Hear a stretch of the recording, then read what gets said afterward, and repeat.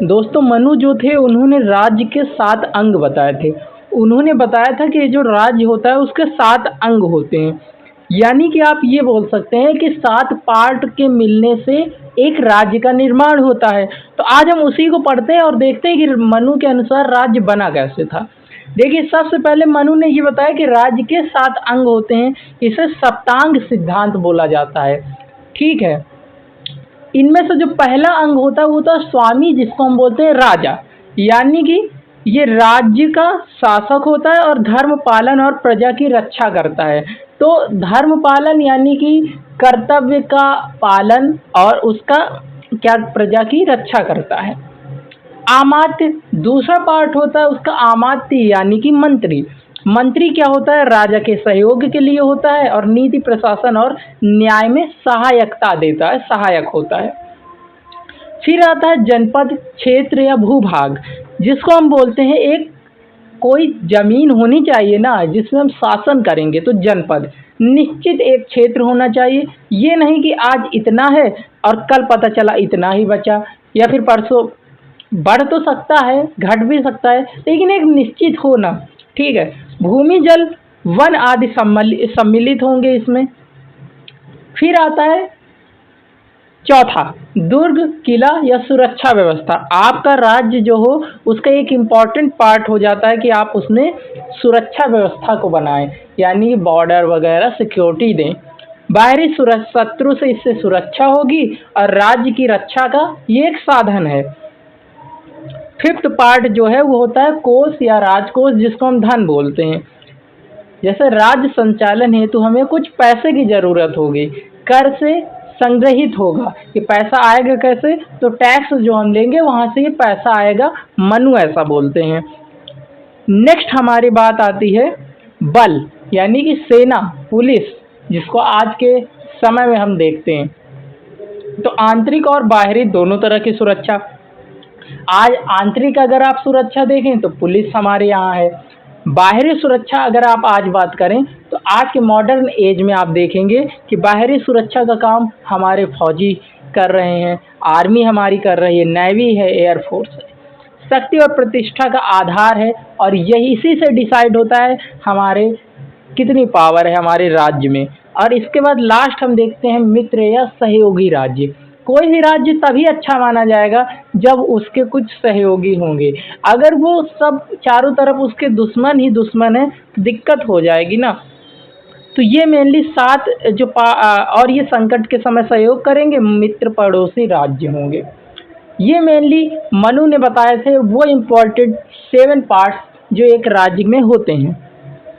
अब हम बात करते हैं सारांश की, यानी कि मनु के अनुसार राज्य के 7 अंग होते हैं। स्वामी, जिसको हम राजा बोलते हैं, आमात्य, जिसको मंत्री बोलते हैं, जनपद, क्षेत्र, भूभाग, दुर्ग, किला, सुरक्षा व्यवस्था, और कोष, राजकोष, धन से रिलेटेड, बल, सेना है, और मित्र सहयोगी राज्य से।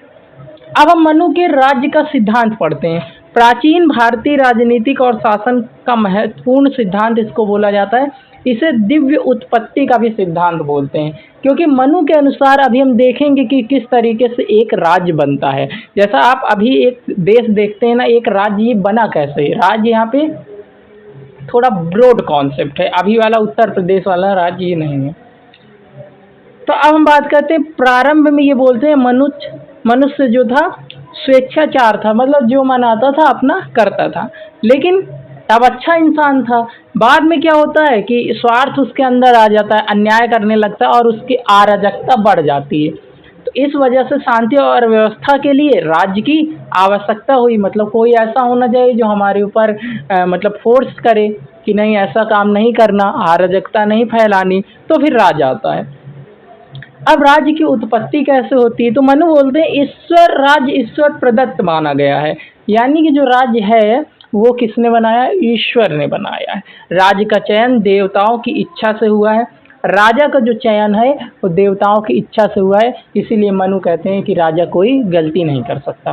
राजा दैवी गुणों से संपन्न है। राजा की भूमिका अगर बात करें तो राजा पृथ्वी पर ईश्वर का प्रतिनिधि है और धर्म की रक्षा और न्याय प्रदान करना राजा का काम है।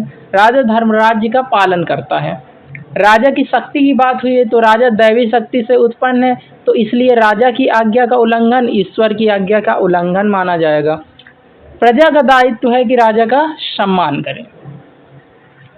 इसके बाद सिद्धांत का पूरा अगर सार देखें तो मनु के अनुसार राज्य मानवीय समझौते का परिणाम नहीं है।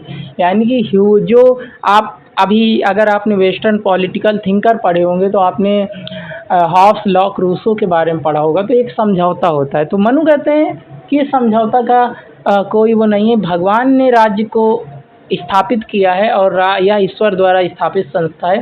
राज्य की सत्ता के पवित्र और अविभाज्य, और इसकी जो सत्ता है वो पवित्र है और अविभाज्य है, यानी कि एक तरीके से संप्रभु है। तो इस तरह से हमने देखा कि मनु के क्या राज्य पर विचार थे और मनु के जो सप्तांग थ्योरी है उसमें कौन कौन से पार्ट हैं। तो अगर आपको ये वीडियो पसंद आई है तो वीडियो को लाइक करें, चैनल को सब्सक्राइब करें ऐसी ही पॉलिटिकल साइंस की छोटी लेकिन नॉलेजफुल वीडियोज देखने के लिए। अगली वीडियो में हम बताएंगे कि मनु को हम किस तरीके से आज के मॉडर्न युग के साथ तुलना कर सकते हैं और उनकी क्या क्या आलोचनाएं की जाती हैं। चलिए मिलते हैं अगली वीडियो में, तब तक के लिए धन्यवाद।